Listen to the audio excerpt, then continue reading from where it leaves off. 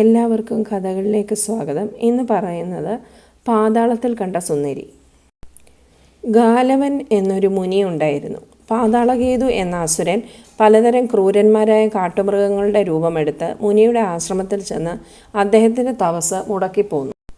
നിരാശനായ മുനി സൂര്യനെ നോക്കി ഒരു നെടുവീർപ്പയച്ചപ്പോൾ ഒരു കുതിര ആകാശത്തിൽ നിന്ന് അദ്ദേഹത്തിൻ്റെ മുമ്പിൽ വന്നു വീണു. ക്ഷീണം തട്ടാതെയും യാതൊരു തടസ്സമില്ലാതെയും ഭൂമി മുഴുവൻ അതിവേഗത്തിൽ ഓടാൻ ശേഷിയുള്ള ആ കുതിര സൂര്യൻ്റെ സമ്മാനമായിരുന്നു. കുവലയം എന്നു പേരുള്ള ആ കുതിരയെയും കൊണ്ട് മുനി ശത്രുജിത്ത് എന്ന രാജാവിൻ്റെ അടുത്ത് ചെന്നു. കുതിരയെ സ്വീകരിച്ച് തന്നോടൊപ്പം വന്ന് പാതാളകേതുവിനെ കൊന്നുതരാൻ രാജകുമാരനായ ഹൃദധ്വജനെ അയച്ചു തരണമെന്ന് ഗാലവൻ രാജാവിനോട് അപേക്ഷിച്ചു.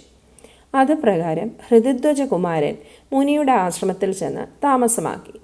പാതാളകേതു ഒരു പന്നിയുടെ രൂപമെടുത്ത് സന്ധ്യാസമയത്ത് വന്നപ്പോൾ ഹൃദധ്വജൻ കുതിരപ്പുറത്ത് കയറി വില്ലെടുത്ത് ഞാൻ വലിച്ച് അമ്പെയ്തു. അസുരൻ ഓടിപ്പോയി. രാജകുമാരൻ കുതിരപ്പുറത്തിരുന്നുകൊണ്ട് അവനെ പിന്തുടർന്നു. അസുരൻ നിമിഷ സമയത്തിനുള്ളിൽ വളരെ ദൂരം ഓടി ഭൂമിയിൽ തുറന്നു കിടക്കുന്ന ഒരു കുഴിയിലേക്ക് ചാടി. ഹൃദധ്വജനും കുതിരയും അസുരൻ്റെ പിന്നാലെ ആ ഇരുട്ടു കുഴിയിലേക്ക് ചാടി. കുറച്ചു ദൂരം ഇരുട്ടത്ത് പോയപ്പോൾ വെളിച്ചം പരന്നു. അസുരനെ എവിടെയും കണ്ടില്ല. സ്വർണ്ണമയമായ വലിയൊരു മാളികയുടെ പടിവാതിൽക്കലാണ് ഹൃദധ്വജൻ ചെന്നെത്തിയത്. കുമാരൻ മാളികയുടെ ഉള്ളിലേക്ക് കടന്നു. ആരെയും കാണാതെ അത്ഭുതപ്പെട്ടു നിന്ന രാജപുത്രൻ ഒരു യുവതി തിടുക്കപ്പെട്ട് നടന്നു പോകുന്നത് കണ്ട് ഭവതി ആരുടെ മകളാണ്, എങ്ങോട്ട് പോകുന്നു എന്ന് ചോദിച്ചു. അവൾ മറുപടി പറയാതെ കോണി കയറിപ്പോയി. രാജകുമാരൻ കുതിര ഒരിടത്ത് കെട്ടി യുവതിയുടെ പിന്നാലെ ചെന്നു. മാളികയിലെ ഒരു മുറിയിൽ സ്വർണ്ണക്കട്ടിലിന്മേൽ മഹാലക്ഷ്മിയെപ്പോലെ ലാവണ്യവതിയായ ഒരു യുവതി ഇരിക്കുന്നതാണ് കുമാരൻ കണ്ടത്. ഇവൾ പാതാളത്തിൻ്റെ അതിദേവതയായിരിക്കുമെന്ന് കുമാരൻ വിചാരിച്ചു. കുമാരനെ കണ്ട് പ്രണയവിവശയായി തീർന്ന ആ സുന്ദരി ബോധം കെട്ടു വീണു. രാജപുത്രൻ അവളെ ആശ്വസിപ്പിച്ചു.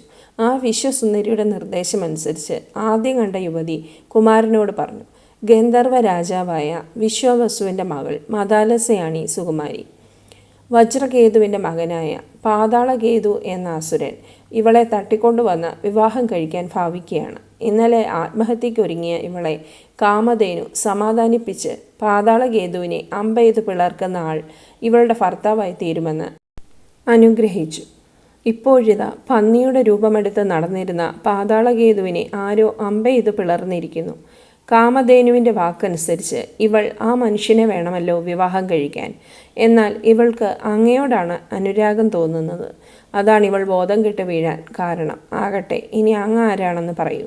വിന്ധ്യവാൻ്റെ മകളും പുഷ്കരമാലിയുടെ പത്നിയുമായ കുണ്ടല പറഞ്ഞത് കേട്ട് ഹൃദധ്വജകുമാരൻ നടന്ന കഥ മുഴുവൻ വിവരിച്ചു.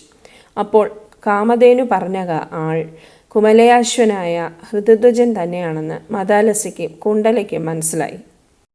മദാലസ തൻ്റെ കുലഗുരുവായ തുമ്പുരുവിനെ സ്മരിച്ചു. തുമ്പുരു വന്ന് ഹൃദധ്വജൻ്റെയും മദാലസയുടെയും വിവാഹം നടത്തിക്കൊടുത്തു. കുണ്ടല സഹിയെ തഴുകി തപസ്സിന് പോയ ശേഷം ഹൃദധ്വജനും മദാലസയും ഭൂമിയിലേക്ക് മടങ്ങി. വഴിക്ക് വെച്ച് പാതാളകേതുവിൻ്റെ ബന്ധുക്കളും അനുചരന്മാരും രാജപുത്രനോട് യുദ്ധത്തിന് വന്നു. കുമാരൻ അവരെയെല്ലാം കൊന്നുകളഞ്ഞ് നാട്ടിലേക്ക് പോയി അച്ഛനമ്മമാരോട് വിവരങ്ങളെല്ലാം പറഞ്ഞ് സുന്ദരിയും സുശീലയുമായ പത്നിയോടൊപ്പം സുഖമായി ദിവസങ്ങൾ കഴിച്ചു. ഈ കൊച്ചു കഥ എല്ലാവർക്കും ഇഷ്ടമായെങ്കിൽ വീഡിയോ ലൈക്ക് ചെയ്യുക, ഷെയർ ചെയ്യുക, സബ്സ്ക്രൈബ് ചെയ്യുക. Thank you.